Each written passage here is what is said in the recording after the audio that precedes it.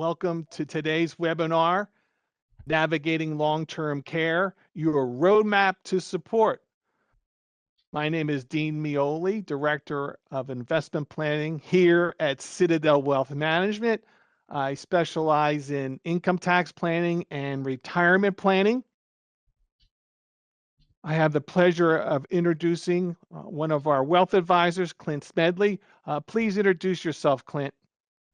Hey everybody, thank you for taking time out of your day today. As Dean said, I'm Clint Smedley, Wealth Advisor here at Citadel, and I look forward to, over the next 30-45 minutes or so, walking you through what we feel are very important things to consider when making a long-term care plan. Dean? Thanks, Clint.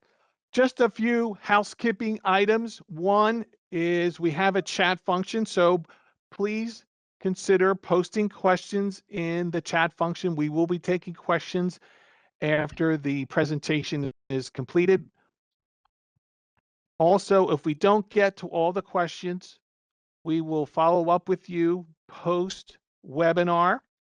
The webinar is being recorded and a link will be sent to you for future use, and it will also be placed on our website as well. And thirdly, there is a brief survey, 4-question survey at the end of the webinar. We're interested in your feedback. So please let us know how we're doing and potential future topics. Take it away, Clint. Okay, thanks, Dean. Appreciate that. Let's get into... All right, so today, our topics. Why are we planning for long-term care expenses? Well, I can tell you that it is a potentially large increase in your expenses in retirement if you face these, or perhaps not even in retirement. So you have to have a plan in place, because a lot of times it is not something that is essentially budgeted for. So we want to walk through that, and there are a number of pitfalls that we want to help you avoid. What are the potential solutions? We're not going to be able to cover every potential solution, but today what we do want to highlight are a couple of the front of mind options, including long-term care insurance, which, if you have the ability to plan early enough, can be an incredibly powerful tool. And then why Citadel Wealth Management? Well, there are loads of firms out there who do what we do, but having spent 17 years here, I feel like we have a very nice defined process. I'd like to build a relationship with a potential client or client before really diving into a clinical solution, and understand what is important to them, what is going to move the needle in helping improve not just their life from a financial standpoint, but helping them feel as though they're part of that as well. From there, we are non-proprietary, so we don't have any particular products that we are forced to recognize. We have Lincoln as one of our partners today in this presentation, and one of their products, which is the premier in the area of long-term care, but we are not beholden to use them. So I think that is another key topic. So as we get going through today, the one thing I do want to point out is I have 4 key takeaways for you today as we go through. So number one, from just a simple dollars and cents standpoint, what is long-term care? As I said before, long-term care is basically, it's a big increase in what your expenses are going to be in retirement due to a health-related issue. With that, there's a number of ways to pay for it. We're going to show you what we feel are some of the best ways, but overall, it could be simplified to a huge budget increase. Number two, who is going to be involved, and or who is available to be involved in helping you. Many experience this issue. Perhaps family members, individuals will turn to skilled nursing facilities or assisted living, maybe a more clinical solution. Any and all of those are correct, but they have different implications for each. Third, risk transfer. Or risk transfer versus retention. If we're looking at retirement, you need to plan for retirement. We can't necessarily transfer that risk to somebody else. But as you look to things like homeowners, auto, health insurance, you're transferring some of that risk, the maybe not often occurrence of something, but at the time a very significant occurrence or a significant liability to an insurance company to shoulder that burden in exchange for a relatively nominal premium. You have the opportunity to do that for long-term care. You don't for a lot of your other financial goals. And fourth, taxes. My colleague Dean is going to highlight this a little bit more as we get through the presentation, but taxes are a huge part of this. As I mentioned, it's a big increase in what your expenses could be. We might have a really nice plan put in place to meet your financial expenses in retirement, even to cover some unknown or unexpected costs, and also have you dialed in so that you're not paying as much tax as if you did it without any purpose. Something like this could potentially really raise your taxes if you have to go into certain sources. So we want to touch on that. So let's start talking about the reason why we plan. Reason why we plan is because we are starting to live longer. We have a longer lifespan, but how much of that is taken up by our health span? And what is meant by that is, where you have a good quality of life, you're able to move around, do the things you want, enjoy time with your family and friends and those activities. The two don't exactly match up. So if you don't have a plan, then you might have a big gap there between where your lifespan is and your health span is. We would like to help you close that gap so that you can get more out of the longevity that we are experiencing due to advances in medicine. What does that planning do? Well, when I sit down and plan with a lot of my clients, which is for, say, retirement purposes, sure, there's a lot of technical aspects to that, but I think from a pragmatic standpoint, I feel like I'm helping that individual or that family have the confidence so they can make the decision. It is time for me or us to leave the workforce or leave this job or career, profession, whatever it is to them behind, so I can go on and continue with other of life's pursuits. I want them to have the confidence so that they can make the decision that they're ready. I can show them the numbers, but I hopefully am not the one telling them they need to retire. So it's about confidence. Same applies to long-term care. We want to make sure that you have the confidence that if this were to occur to you, your spouse, that it doesn't take away from some of the other plans you have in place, whether it be living a certain lifestyle in retirement or, as we might look at throughout the presentation, some generational planning. Many of my clients are very focused on their children, grandchildren, ensuring that they leave a certain amount to them, whether it be for education or just helping them get a start in life, something to fall back on. Some of that could be eroded if you don't plan for this long-term care, or potentially put stress on them as they feel guilt. Hey, I'm spending this money on myself. I wish I could be leaving it to my kids and grandkids. So planning gives us confidence, and it takes care of our choices and preferences. And that is very important. So from a clinical definition, what is long-term care?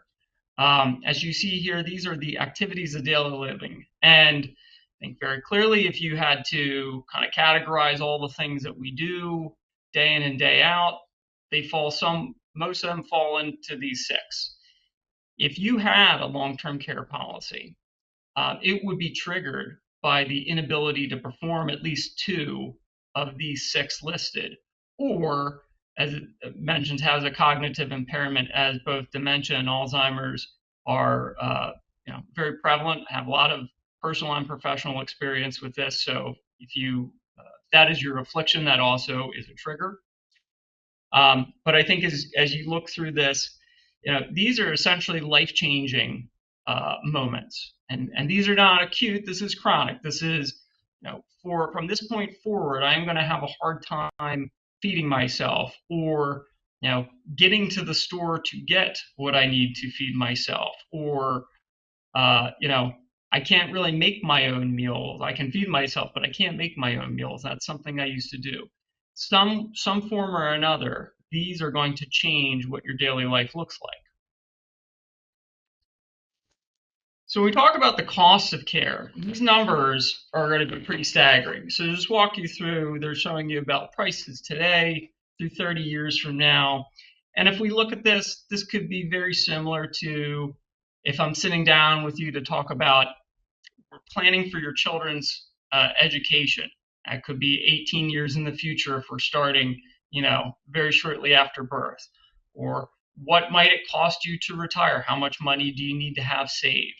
We're looking at it the same way from a long-term care. We're taking into account inflation for that care. One thing I would mention is, from a practical standpoint in practice, if you took those prices today, that comes out to like $13,000 a month. Now, I can tell you, I have clients who are in some form, quote unquote, of long-term care, ranging from, independent living now, but in a community setting where they can move into assisted living or skilled care if necessary, to I am in assisted living. And those costs tend not to be, $13,000 right out the gates. It's not a 0 to 60 or an all or none. But I think the point is you need to understand that they can be that expensive. And I have had a client or two who have had expenses $16,000 to $20,000 per month. So it can be very high. So it's not to diminish what you need to be prepared for. Something else I would say is, though, take in mind, it's not like you necessarily need that on top of the $6,000 to $10,000 or whatever you're spending per month now.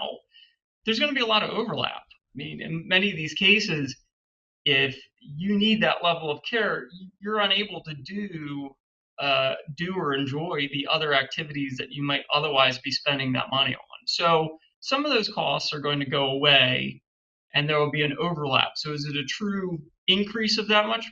Perhaps not, but it is important to understand that one way or another, you're going to have a significant rise in your expenses, and either we need the resources straight out to do that, or we need the right resources so that we're not facing undue tax burdens. One thing about this slide, I would just say, expect it. As we age, number of Americans who are living to age 90 is now, say, 30%. I have a couple members of my family, and I have clients, one who is 100. And some are doing quite well in that span too. So Americans are aging. We need to expect this. It's not a problem that is going to go away. Options for care. So there's a lot going on here. Let me walk you through this, because as I sit down with clients, I hear any and all of these brought up as, well, here's how I'm going to address that client. I've got a plan. Okay. So Medicare, what is Medicare? Well, we're talking about long-term care. We might call this chronic illness or chronic care. Medicare is really there to serve as your primary medical insurance in retirement. Some clients have nice benefits through work or school district or pension type program like that. But ultimately, Medicare is serving that. Can it have some spillover effects into long-term care? A little bit, but it's not going to be utilized for that. Medicaid. So I have certainly heard a number of situations where people want to use Medicaid. And in fact, there are attorneys out there who will help you potentially qualify for that, some of whom I work with, and they do a nice job. There's nothing wrong with Medicaid. It is a federal and state shared funded program. that is basically there for somebody without the financial capability to do so. There are certain clients who are like, I don't want to waste all my money on the nursing home. I want to give it to my kids. I'd like to be on Medicaid. Well, we're not going to spend our time talking about that today, but that's not as easy as it sounds like. And the point I would make is you're giving up choice and preference. You're giving up control. So that's a more specific conversation that I would say the majority of my clients don't want to have, but occasionally do. Family. This is one where I feel like most people are having this. A family member is going to take care of me. I can tell you from a recent story with a client, um, someone in their 90s, healthy, doing generally well, single floor living makes sense for them, relatively recent widow, but, just in the middle of the night, broke a foot. Well, with that said, that quickly then becomes not the right situation for them. What has to happen? Family members need to step in, and or we quickly have to get care in order to help that individual do some very basic things that they were believed to be able to do on their own. So that's not a long-term viable solution from either a clinical aspect or not. We'll talk a little bit more about family in the next slide, but I make the point that family can certainly help, but I think that there's a law of diminishing returns on that. Traditional long-term care. I haven't sold one of these policies. They're very inflexible, and there are fewer people buying them, and therefore the prices become more expensive. We get to hybrid, and that's where we're going to focus more of our time. And I would say with that, I hear flexibility, and I feel comfortable. Flexible, comfortable. Hybrid offers a lot of options for both life and if you don't use it. Family. What's your number one takeaway from this? It is the who, the where, and the why. Who are the people who you would think of who can take care of you? Where are they going to do it? Is this in your house, potentially somewhere else, in a clinical setting or institutional setting that we're talking about more skilled individuals? And why? Is this because family members are unable to take care of you? Or is it because you want to maintain a certain relationship with your family? You don't want to have them handling things that are maybe uncomfortable. And you just want to maintain my grandkids come and visit me, and that's the relationship we have. My son or daughter, we have the same bond and relationship we have. So I think you need to be thinking about who are the players in that next level of care. To dive in on a segment here would be women. So I would say women and widows generally, but if we highlight women tend to live longer. So there's an additional likelihood that they're going to face this. Potentially they have lower retirement savings on their own. Maybe they didn't work as much during their lifetime. Healthcare costs can be higher.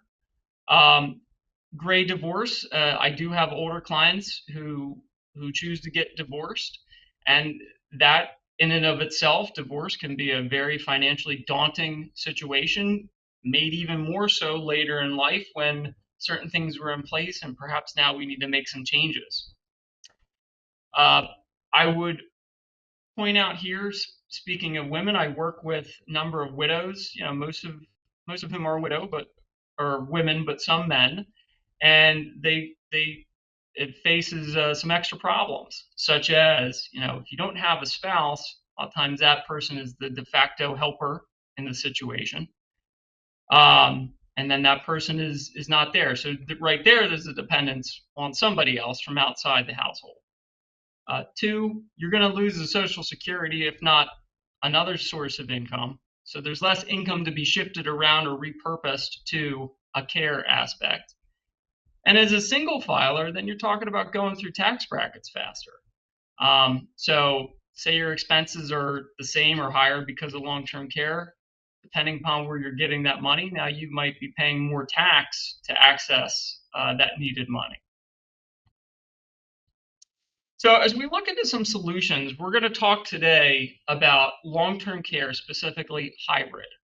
Now, as I mentioned at the beginning of the presentation, we're non-proprietary, and that's wonderful. I don't have to reach in my back drawer proverbially and be like, here's these 5 things I have to offer. How do we make this work? I can go and find what makes sense for you, meet you where you are, the right solution. So we're going to highlight Lincoln MoneyGuard, which I'll get into, which I think is, in my opinion, one of the premier products out there specifically designed for long-term care. Has some ancillary benefits to it, but there are other products out there from other carriers, all top rated, that maybe balance, death benefit and long-term care potential, long-term care benefits more equally. This is very focused on long-term care. So certainly if we were to have a conversation, we would explore that. So if we look at the price of waiting with any insurance, we don't want to wait. I can tell you right off the bat, mortality credits. I don't care how healthy you are at 40 versus 50. Say you got into doing triathlons and all that, and you're healthier at 50. You're 10 years older. It's more expensive, period. But the other point, also true. Whether you might be healthier at 50 than you were at 40, at 40, at this moment in time, you know what your health is. There's no guarantee it's going to improve or even be the same. So you want to try to lock that in. And as we'll see in an illustration, I think for me, I see the sweet spot for insurability here and to get the most out of it somewhere in your 50s. 60 can still work, but as you get into your mid 60s, you start losing a little bit of that leverage, the juice in the insurance aspect. So it could still work, but I would say if I'm ideally targeting a time frame, it's probably 50s. So if we look at MoneyGuard Market Advantage, what is this?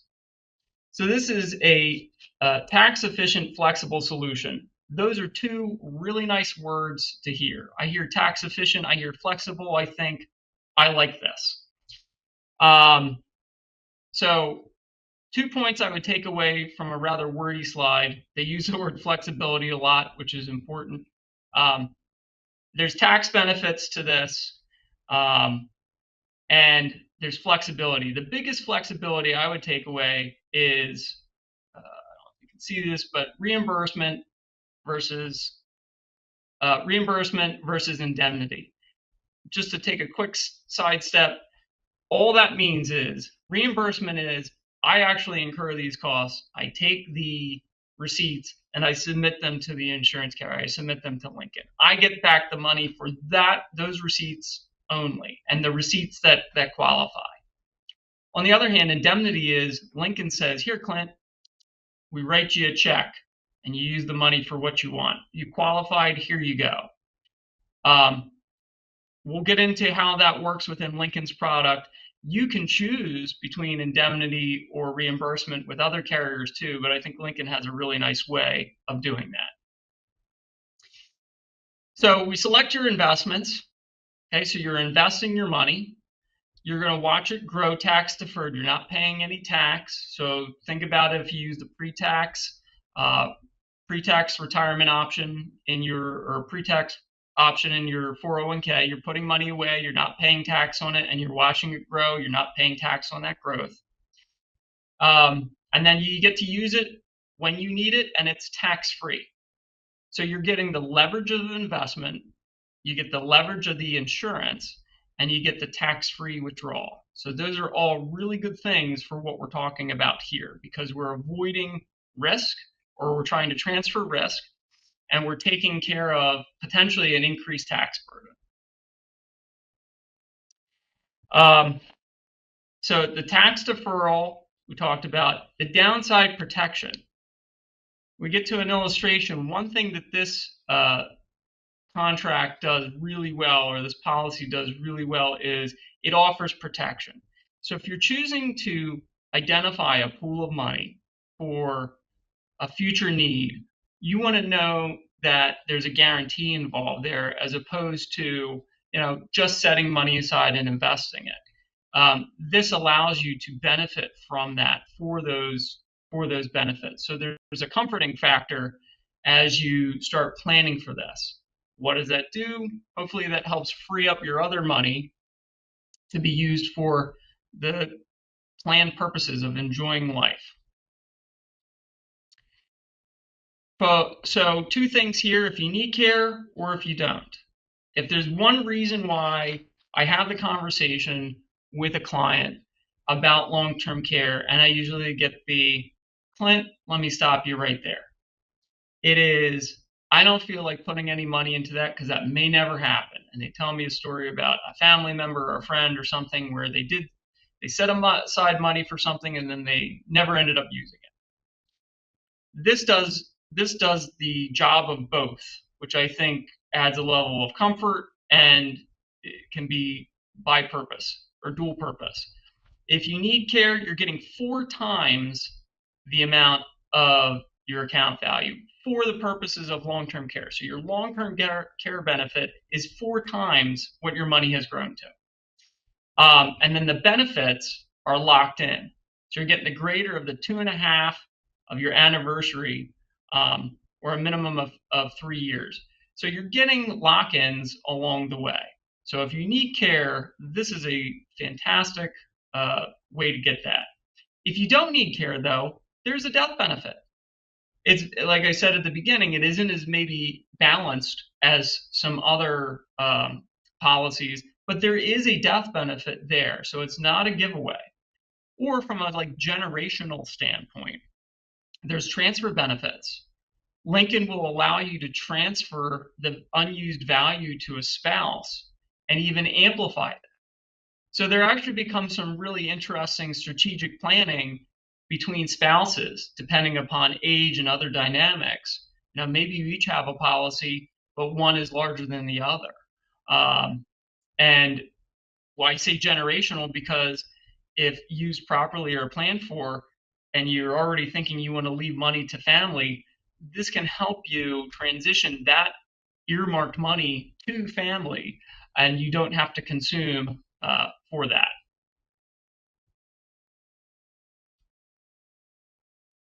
All right. So here's an illustration or a snippet of an illustration. Allow me to walk you through this. A couple things are highlighted. So a 57-year-old female in Pennsylvania with a couples discount. If you're married, you get the couples discount. You don't both have to buy a policy. 57-year-old, that's a pretty good spot to be looking to buy a policy like this. You see the initial annual premium. We can figure out what makes sense either by targeting something within your budget, and Dean's going to talk about some tax advantage ways to pay for that in a couple moments. Or we can say, hey, we want to plan for a certain amount of benefit and back into what that is. The other nice thing is this is built on what we call a 10-pay. Don't have to pay for the rest of your life. You can set it up so that you fund it for 10 years and then you don't owe any additional premiums. Illustrated rate of return on your investments is 6.5. That's certainly achievable if you look at a moderate risk investment over the last 10 years. You're probably looking in and around that number. So you're talking about a long-term care benefit. This is why you're doing this. So you're talking about today, here are your benefits based on this premium, paying this premium. If you look at, say, age 85, so several years in the future, you have 2 numbers here, reimbursement or indemnity. First, look at the total long-term care benefit, $443,000 pool that you can use. If we use those numbers that I showed slides at the beginning, it's like 5.5 years worth of that cost. And understand you might not even have that cost. But additionally, this is kind of the midpoint in terms of assumed rates of return. So you could do a little worse, but you're still going to have 3 times or 4 times that. On the other hand, you do better, you get even more of a pool. I think the biggest thing, and to me what I find is the most special thing about this, is you can choose reimbursement or indemnity at time of claim. For anyone else, I'm having the discussion about Well, what kind of care do you think that you might be envisioning for yourself? And we have to choose a carrier or policy based on, are they indemnity or are they reimbursement? And additionally, their underwriting is maybe structured a little differently, more stringent or not, based on that also. Here, they just change the amounts. So you don't have to choose now, you can see what situation you're in. So very flexible. If you don't use that, you have a death benefit. Again, it's not as big as if you just bought an insurance policy with a death benefit or even one that's more balanced, but there's something there. And then you have your cash value. Additionally, you can use that transfer benefit. So if you don't use all of this money, that can get transferred to a spouse's policy, for which they'll amplify that then. So going back to what is one of the biggest hangups of not buying it, because there's use it or lose it, there's plenty of additional use once it's in place. So long-term care, if you do need it, death benefit if you don't. There is a return of premium option. Would be happy to discuss that. It changes the pricing structure a little bit, but that's also there if you need pool money to be a little bit more flexible. And I think it's tailored to your lifestyle. So again, flexibility, choice, preference. You don't know what the situation is going to be like. You don't know when it's going to happen. This could happen tomorrow. This could happen in kind of a more planned sense, 20 years in the future. Is this in-home care? Is this in a facility, assisted living, a community setting? Is it in a nursing home where this is a very intensive level of care? I need care around the clock. There's very little that I can do for myself. All of this is available through these benefits, and it can start at any one of those points. You might start at in-home care and progress through these. However, it might just be you're healthy and then all of a sudden we need nursing home care. Fine, it works for all of those. So at that, I'm going to take a break, turn it over to my colleague Dean. Dean's expertise is in tax and tax planning, and he's going to talk to us about what are some ways that we could use things that we probably already own or invested in to pay for this. Thanks, Clint. Okay. Let's think about, okay, this sounds interesting. I want to explore long-term care. How do I get this done? Next slide, please. So there could be some detours that we might have to face in funding long-term care. You might say, hey, I'll take it from cash savings. Okay. Guess what?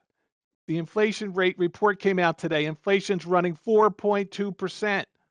And let's say you're using money from a taxable account. You have taxes to take care of as well. You're not going to keep up with the rate of inflation. Cash is not going to get it done. Well, I'll use my investment portfolio, okay, for that money. But you don't know where the market is. Is it up? Is it down? I might be pulling out at the wrong time. Again, I might have to be facing tax issues on selling things at a gain, or I'm pulling money out of an IRA account. Again, the tax man's waiting for you. Maybe not the best solution. Health insurance, we covered this. Doesn't cover long-term care costs. Not a good option. Or maybe I could use Medicare or Medicaid. You lack personal choice. Might be able to help you somewhat, but you're giving up a lot to use that benefit. So what could we do? Next slide, please. Well, one thing you might not be aware of, long-term care premiums are considered a medical expense and they are deductible. And with the recent tax law change last year, more people are going to get the ability to itemize their deductions, which is critical. And I want to focus on something right now. Here at Citadel, we pride ourselves on tax planning, okay? Tax planning is extremely important. And this is an area where when we're constructing retirement portfolios or how do we get this long-term care premium covered, we're looking at those tax aspects. Now, so we take your long-term care premiums, They can be deductible. I have provided the schedule there. It's highlighted how much premium you can write off depending on your age. For instance, someone between 50 and 60, up to $1,860. Once you reach age 60, you can write off $4,960 this year. Okay. Now you could add that to your other medical expenses. Maybe you're in a high deductible medical plan, so you have a lot of out-of-pocket costs. We can pair those together. Okay. And so the idea is we need to hurdle 7.5% of your adjusted gross income to actually deduct medical expenses. So one thing about medical expenses is you have some control there. Maybe you're talking about some elective surgery or things of this nature. So we can bundle your expenses so you actually get a tax deduction. And we can help with that. Okay, we're looking at those angles. It's a discussion point. Okay, let's move on. Now, interesting. We work with many clients that are business owners. Some of them are just what we call sole proprietorships. So they run a business. It's the Dean Mioli tax and accounting firm, something like this. All right.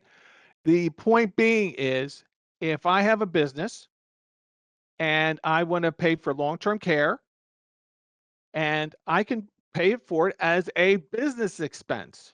Now, I am limited to those premium write-offs that I showed you on the prior slide, but you could take that as a business deduction, which means you don't have to itemize, and it's actually much better for you.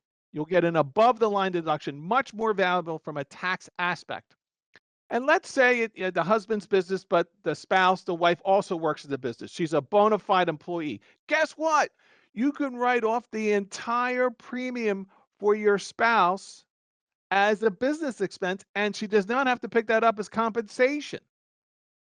Very interesting. Okay. In fact, I just had a conversation with one of our advisors, AJ Hiller, about this very thing, where his client runs a business and her mom is an employee. And she was thinking about setting up a retirement plan, but it doesn't include the mom. What we could do for the mom, guess what? We're looking at funding a long-term care policy as a benefit for the mom, and she can write that off as a business expense. Beautiful. And the thing about it, we could also look at other business structures, such as partnerships, LLCs, C Corps, S Corps. Okay, they all have potential angles where the businesses could potentially pay for the long-term care. So you got to talk to us about this. Okay, we have angles to look at and strategies to maximize how you can get this done. All right, next. Some of you out there might have an HSA known as a health savings account. These are tremendous savings vehicles. Okay. Guess what? You can take money out of your HSA as a tax qualified distribution to pay for long-term care premiums. Now, again, it is limited to those premium dollars that I showed you a couple slides back, but you can pull money out of your HSA to pay those long-term care premiums. There's a limit to how much you can take out, but you can do it. And the thing about it, these HSA accounts, if you have the ability to contribute to them, it's amazing.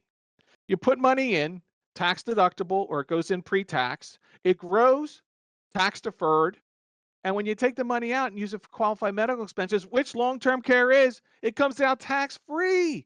This is an amazing vehicle and can be a great funding source to cover your long-term care. It's the triple tax advantage fund. In some cases, it's even better than a Roth. Okay. So we'll look at these options to think about how we can use what's available to you, meet you where you are, and take advantage of your savings. Okay. This is a fantastic product. And I love being able to take money out tax-free to pay for something that when I use my long-term care benefits, okay, maybe I have to actually go and have long-term care and I pull money out of my long-term care policy, that comes out tax-free too. And I love when you put those two words together, tax and free. I get a very warm and fuzzy feeling. Thank you. Next slide. Now, one of the things we think is critical is that we've worked with clients for 5 years, 10 years, 15 years, 20, 25 years in some cases. You may have bought insurance when you were 35, when you started to have a family, and you said, oh, I need life insurance for protection. I need different types of insurance. And you still may have some of those policies. but the purpose of them is no longer necessary. Okay. The thing about it is, those policies, maybe it's a life insurance policy, maybe it's an annuity contract you bought years ago, those policies have value. And it's baked into the tax code that you can exchange those policies that have this cash value into a long-term care policy. And it's known as a 1035 exchange. That's just the name of the code section. Don't get scared. And the thing about it is, it's a tax-free maneuver. Tax-free. We can repurpose these policies and use them to fund or partially fund a long-term care contract. So this is an amazing thing. That's why we're going to talk about a little later. So important to do an insurance review every few years. But this is very powerful. So let's go to the next slide. And this is what we're talking about in the case of MoneyGuard, which Clint was talking about, which is a hybrid LTC policy. So let me say this. Let's say you bought an annuity 15 years ago, 10 years ago, and it's in a non-qualified account. So it's in your taxable account. Now, it cannot be in your IRA, has to be in a taxable account. And it has let's say you put $25,000 into it. Now it's worth $150,000. So you have this $125,000 gain. Now you could say, oh, you can pull the money out of the annuity, and guess what? You'll have $125,000 gain. You'll pay taxes on it. But let's say I take that annuity and I do a 1035 exchange and I put it into a long-term care policy. Okay. I didn't have to pay any tax on moving that into the long-term care policy. And then later in my life, I actually have to take money out of that long-term care policy. Okay. Well, that gain will not be recognized in tax purposes. In fact, as you pull money out, that gain's just going to be evaporated and go away. And let's say you didn't even use the long-term care policy, the death benefit that you would get from the long-term care policy would come to you or your family, not to you because you'll be passed away, to your family tax-free again. So this is a great way to minimize potential taxes on policies that you have some built-in gains. We know how to handle those and structure those and use them in a different and a more beneficial way for you later in life. Next slide, please. Now, interesting. This just started late last year, and that's what we do here. We keep on top of what's going on in Congress, what's going on with tax law. So there was a late change to the tax code last year that you could actually pull money out of your qualified plan, like a 401k, and use it to pay for long-term care. Okay? There is a limit to how much you can take out. $2,600 or 10% of the vested balance. And the money could be used for not just yourself, but also your spouse if you file a joint return. Okay. And if you happen to be under 59 and a half, there's an exception to the 10% penalty rule, meaning you will not be subject to that penalty if it's used for long-term care. And then you might say, hey, well, Dean, well, why would I put money into my 401k just to take it out? And if I don't put the money in, then I won't have to pay taxes on the money that I take out to fund long-term care. Great question. But let me say this. Let's say your company offers you a match. So you put 6% in and your company matches you 50%. So they put 3% in and invests immediately. Well, I'm not turning away that free money. So I certainly want to make the contribution into the 401k plan, make sure I get my 3% match, which I totally vest in, and then pull the money out. Yes, you'll have to pay some tax on pulling that money out, but that's not that much money, $2,600. Okay, maybe you're only in the 12% bracket or the 22% bracket. That's not much tax at all. Okay, but it's a nice source, and you could use that in combination with maybe a 1035 exchange, a combination with an HSA withdrawal, in combination with maybe using a small amount of something from your portfolio or your cash. Because we're very strong. We know how to mold these things and come up with the dollars to make sure it doesn't disrupt your lifestyle, but you get the coverage that you need. Very important. Okay, let's move on. Now, this is huge, what I'm going to talk about next. It's very important that you structure and review your life insurance and other insurances that you have. Okay, life changes. Okay, you never know what life's going to do to you. It's not what happens, it's how you handle it. But the point is, you should have your insurance policies reviewed. Very important. Okay, come in and talk to us. Maybe you have policies that have underperformed. Okay, things didn't work out so well. Well, they're not necessarily should be tossed to the trash. They could be valuable. They could have cash value that we could use. Okay, maybe you bought something that no longer has the purpose that you when you first bought it. Like I said, didn't need life insurance anymore. Okay, my kids are grown up, they're successful, great. I don't need life insurance anymore. But now I can turn it into something that I need. Okay, and we can look these things over, and it could be great funding sources for us to help you out and help you get into this situation. Because at the end of the day, you want to put your head on your pillow and not and sleep at night. And and having this risk transfer that Clint talked about, taking this off your plate. And believe me, even people that are well to do, okay, they have a portfolio, they could self-insure. But you don't know how costs are going to be. You don't know who's going to help you later in life. But to have that insurance in place now gives the affordability to invest a little bit more aggressively if you so choose to do so.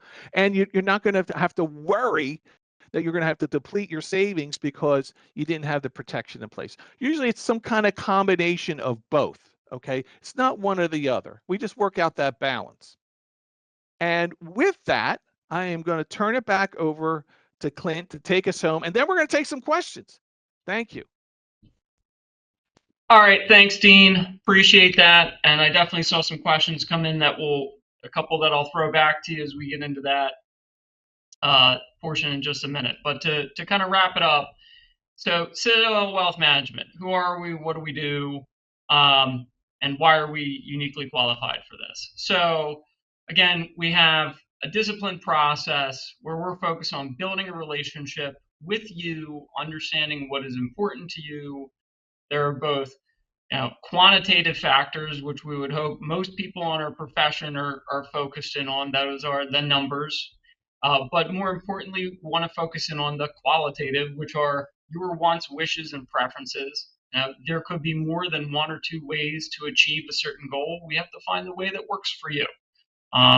As I was sharing with somebody earlier, I like to try and have an ownership aspect to planning with clients, have them involved in the choice and the architecture of what works so that they know and understand it. If you can understand something, you're less likely to be afraid of it, and you're more likely to be engaged. It is about that team engagement between me and my client. It's as much about how they ask of me as I ask of them. So our team, we're caring, we're experienced. We have, just three of us on the team alone have over 50 years of planning experience combined. We have a lot of credentialed members on our team. Many of us are certified financial planners. Dean, who is not as a direct planner but is a CPA, is a certified financial planner, and beyond, he has a wealth of experience in multifaceted experience in our industry. We're independent. There's no rhyme or reason of what we have to do. I mean, we obviously have compliance. There's things that we have to check the boxes there, but we don't have to use a particular product or solution because we're told to do that. We're reliable. We're here for our clients, and we want to build that long-term relationship. Designed to carry your way, meet you where you are. So when we're talking about this, and we'll get to questions, one of which was, say, a self-insured plan, maybe that's a solution, right? Maybe I'll just answer that now. So I mean, we're looking at this. There are several situations where, like, recently I had a client go into a care situation and working with a family member who's their power of attorney. I called the facility, and they didn't, I didn't need special power because I'm not asking specific to that client. I'm just saying, hey, client recently entered there. Can you tell me the levels of cost? Do you go up to skilled nursing? What happens if you don't? Okay, but we work really hard. We want to keep our clients here. Like, we don't want to have to move them to skilled nursing. This is the level that we go into. We have clients who want to move into care facilities in our area. We're going to find out a little bit more about them, help them understand and walk through the numbers. Talk about the options and costs of care. Again, whether that's in-home, facility, community setting, stage, and provide those resources. So we're trying to be engaged, not just say, here's a product, move on your way if it happens. I hope this works for you. It's about, we're using it because it's a tool that's going to serve our engagement. And last stand, you are what you do, not what you say you'll do. So we want to we try to execute on what we say, and I think that's a very prideful point. So now we're looking today at long-term care, a hybrid solution. It's best purchased when you're healthy. Unfortunately, you can't buy the fire insurance on your house when it's on fire. We have to pay for it in advance, and we hope we never have to use it, which is the best part about it. But if we do, we're comforted because we know we're supported. And just as a reminder, Citadel Wealth Management is independent of Lincoln Financial and other companies. We don't work for them. We're not bound to use their products. So how to get in contact with us? You can reach out to myself or another member of my team who is maybe more geographically located to you. We're all highly qualified and can't wait to work with you. You can go onto our website, check us out at our Citadel locations, and everybody who's registered from this is going to be getting a link to the presentation and contact information. So with that said, just want to say thank you before we get into the questions. Thank you for joining us. Appreciate your time. And now we're going to do a little Q&A. So, okay, Clint, here's your first question.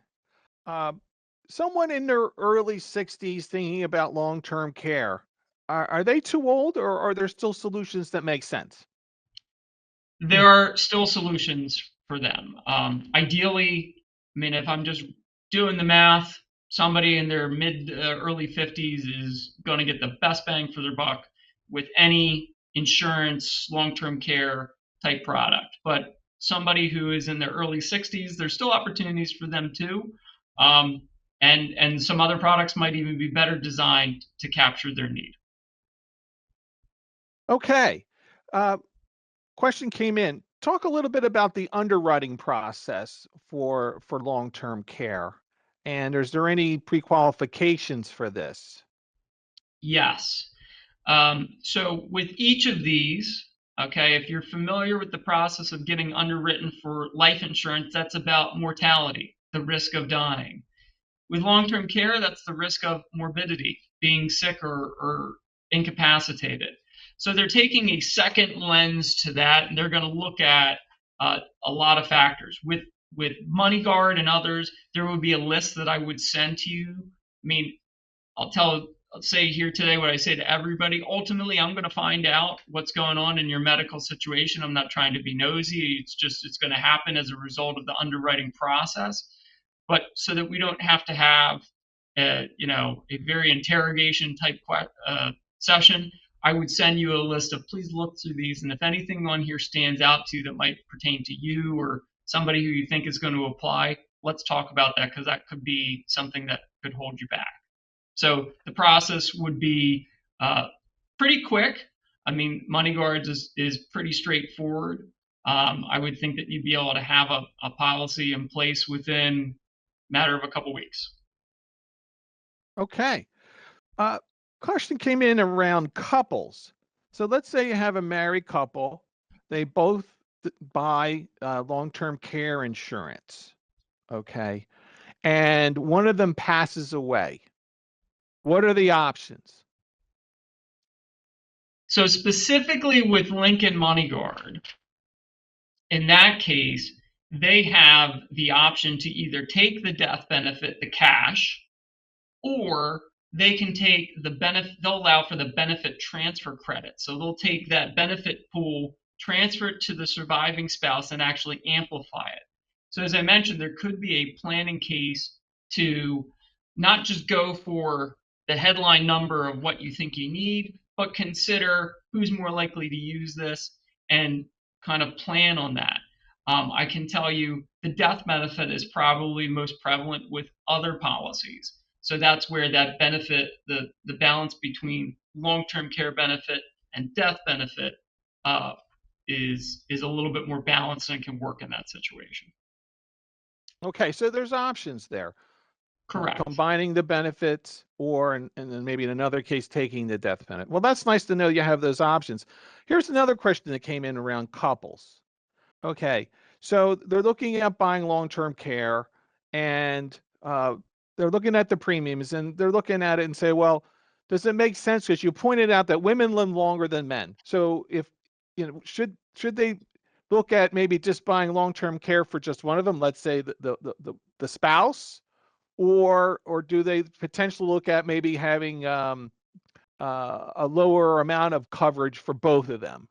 Have you worked through that kind of situation before? I have, and I'll a participant or asked this question about self-insuring. So I'll kind of answer both of these questions. We don't look at this situation to use long-term care insurance in a vacuum. Just like, okay, you said you're concerned about it. Let's look at long-term care insurance. I mean, sure, we're going to take a look at it just to have some numbers in perspective, but that begins the conversation. Might be a situation where, like, what in the ecosphere for you already works and looks good. Maybe you have life insurance. Well, if you have life insurance and it's permanent in nature, is very minimal cost to maintain, maybe we want to keep that in place. We don't have to go through underwriting again, and it's a tax-free death benefit. If somebody dies, one spouse dies, guess what? The other one's the beneficiary of that. So maybe that fills that other spouse's need. We don't need to set aside as much for long-term care benefit, because ultimately, what are you looking for there? You're looking for a pool of money that can grow. Clearly, you get the leverage with the long-term care insurance, which you don't necessarily, you get in a more modest sense with investing, and you need time as your lever. But you get the tax-free. So people who have Roth accounts, great source to pull from for long-term care, or potentially as a strategic tax planning, as Dean said, we're always looking to do that. Maybe we're thinking about Roth conversions anyway. We want to try to avoid this wave of required minimum distributions in the future. Perhaps that new source of Roth IRA could provide for long-term care. So there's lots of self-insuring solutions and or ways to structure it so that we kind of use what's in place already, or build it so we don't just have to both buy these big long-term care policies. So we can certainly can and do take all that into consideration. And that is so true, because you know what we do well here is we're always thinking around the corner. We listen to our clients and then we say, all right, how are we going to put this together? How do we make it the most tax efficient? How do we make it so it's budget friendly? Okay. And the thing about it, your situation is unique, but we've been through this process so many times. And that's where we develop our knowledge and our wisdom to help everyone out. Now, the last two questions, as we're running out of time, I'm going to take. One is qualified long-term care distributions to pay for LTC insurance. Now, yes, you could take money out, qualified plan to pay for the insurance, but it's not for the care itself. It's just for the insurance in a qualified plan. Okay. It's just to pay the premium. Second, can you claim anything on your tax return when you buy into a critical care facility? Short answer to that question is no. We would need to understand what costs we're talking about specifically to give you a better answer, but it's certainly not a blanket to write off everything. That's for sure. And with that, I'll sign off for myself and say thank you for participating today. Again, it will be recorded. You will get a link to that recording. And if there are any questions that became unanswered, we will certainly get answers to you. And don't forget to complete that survey. We want to hear from you. Clint, any final words? Yeah, thanks, Dean. Everything Dean said, and look forward to having conversations with any of you who are interested from this today, or anyone who you speak with. I think the call to action here is, we don't expect you to walk out of here and just say, we want to go buy a long-term care plan, or we have this plan. It is to meet with somebody who's qualified and can talk about your particular situation, leveraging all of our credentials and decades of experience. Thank you.